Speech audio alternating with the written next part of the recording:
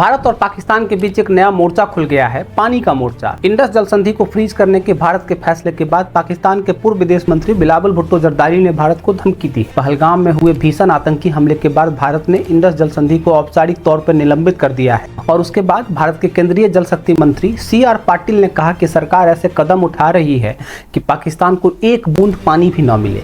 CR Patil ने कहा कि सरकार ने पानी के बहाव को पाकिस्तान की ओर जाने से रोकने के लिए शॉर्ट टर्म, मीडियम टर्म और लॉन्ग टर्म योजनाएं तैयार कर ली हैं। वहीं दूसरी ओर पाकिस्तान ने चेतावनी दी है कि अगर भारत ने पाकिस्तान की तरफ बहने वाले पानी को डाइवर्ट किया या उसे रोकने की कोशिश की तो इसे युद्ध का कदम माना जाएगा। और विशेषज्ञों का कहना है कि भारत और पाकिस्तान के बीच पानी को लेकर के हालात खतरनाक मोड़ तक पहुँच गए हैं और युद्ध की संभावना अब असली खतरा बनती जा रही है। लेकिन इंडस नदी के बेसिन से दूर भारत के पूर्वी बॉर्डर पे एक और पानी का बम तैयार हो रहा है, एक खतरा जो भारत के लिए और भी गंभीर हो सकता है। चीन बना रहा है दुनिया का सबसे बड़ा डैम ब्रह्मपुत्र पर। तिब्बत में भारतीय सीमा के बेहद करीब यारलुंग तसंगपो नदी, जिसे भारत में ब्रह्मपुत्र कहा जाता है, पर चीन एक विशाल डैम का निर्माण कर रहा है। इस प्रोजेक्ट की अनुमानित लागत 137 अरब डॉलर है। यह दुनिया के किसी भी इंफ्रास्ट्रक्चर परियोजना से बड़ा निवेश है। यहाँ तक कि चीन का 3 जॉर्जेस डैम भी इसके सामने छोटा पड़ जाएगा। पिछले साल दिसंबर में चीन की सरकारी समाचार एजेंसी सिंहुआ ने रिपोर्ट किया था कि सरकार ने यारलुंग तसंगपो के निचले हिस्से में एक हाइड्रो पावर प्रोजेक्ट को मंजूरी दी है, लेकिन इस प्रोजेक्ट के सटीक आकार, समय सीमा और प्रभाव को लेकर के चीन ने अब तक बहुत कम जानकारी दी है। चीन का दावा है कि यह परियोजना सुरक्षित होगी और डाउन स्ट्रीम यानी कि नीचे के देशों भारत और बांग्लादेश पर इसका नकारात्मक प्रभाव नहीं पड़ेगा।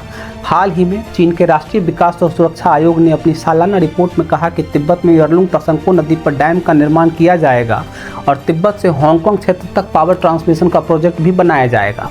लेकिन भारत के लिए यह डैम सिर्फ बिजली बनाने की परियोजना नहीं है, यह एक रणनीतिक हथियार है। भारत ने इस डैम पर गहरी चिंता जताई है क्योंकि यह डैम चीन को नदी के पानी के प्रवाह को नियंत्रित करने की शक्ति देता है और अगर भविष्य में भारत चीन के बीच संघर्ष होता है तो चीन इस विशाल डैम से अचानक भारी मात्रा में पानी छोड़ेगा, जिससे कि अरुणाचल प्रदेश और असम में भयंकर बाढ़ आ सकती है। पिछले महीने अरुणाचल प्रदेश के डिप्टी CM चोना मीन ने बताया कि अगर चीन यारलुंग तसंगपो पर इस विशाल डैम को बना लेता है तो और पानी मोड़ता है तो सियांग नदी और उसकी सहायक नदियां सूख सकती हैं। इसका असर असम और बांग्लादेश के उन लाखों किसानों पर पड़ेगा जो ब्रह्मपुत्र के पानी से अपने खेतों की सिंचाई करते हैं। और अगर कभी संघर्ष की स्थिति आई तो अचानक पानी छोड़कर भीषण बाढ़ पैदा की जा सकती है, हजारों जाने जा सकती है, करोड़ों की संपत्ति का नुकसान हो सकता है। अरुणाचल पूर्व से बीजेपी के सांसद तापिर गाओ ने चीन की इस डैम को वाटर बॉम्ब करार दिया है। उन्होंने 2 विकल्प बताए, पहला या तो भारत आवाज उठाए भले ही शी जिनपिंग न सुने, या दूसरा कि भारत खुद एक बड़ा डैम बनाकर चीन के जल बम का जवाब दे।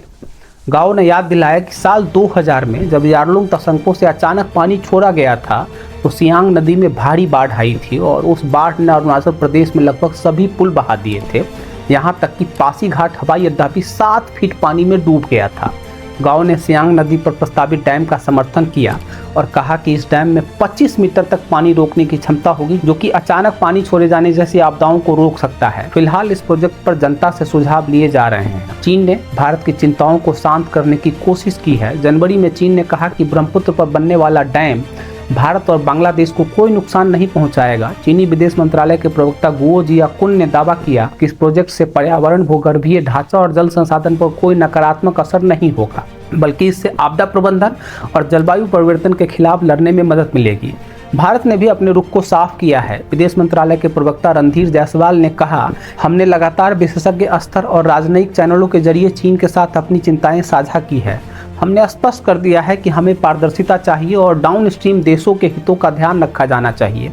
हम आगे भी अपनी दिलचस्पी और हितों की रक्षा के लिए जरूरी कदम उठाते रहेंगे। ये पहली बार नहीं है कि पानी को लेकर के तनाव बढ़ा हो। साल 2016 में जब भारतीय सेना उड़ी हमले के बाद पाकिस्तान में सर्जिकल स्ट्राइक कर रही थी, भारत ने इंडस वाटर कमीशन की बैठक को निलंबित कर दिया था। तभी प्रधानमंत्री मोदी ने कहा था कि खून और पानी एक साथ नहीं बह सकते।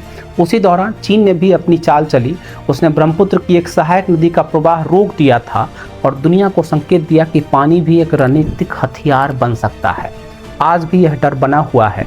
चीन के पास न तो भारत जैसा कोई वाटर ट्रीटी है और न ही वह हाइड्रोलॉजिकल डेटा, साझा करने में पारदर्शी रहा है। भारत अब 2 मोर्चों पर एक साथ सावधान है। पश्चिम में इंडस का पानी और पूर्व में ब्रह्मपुत्र पर बनता पानी बम। क्या आने वाले समय में पानी युद्ध के लिए सबसे बड़ा हथियार बन जाएगा? ये सवाल अब हवा में नहीं है, हकीकत बनता जा रहा है। अगर आपको यह विश्लेषण अच्छा लगा है तो इस वीडियो को लाइक कीजिए, अपने दोस्तों के साथ, परिवार के साथ, सोशल मीडिया ग्रुप्स में और सोशल मीडिया के प्लेटफॉर्म्स पे इसको शेयर कीजिए। मिलते हैं अगले वीडियो में। आज के लिए इतना ही। नमस्कार।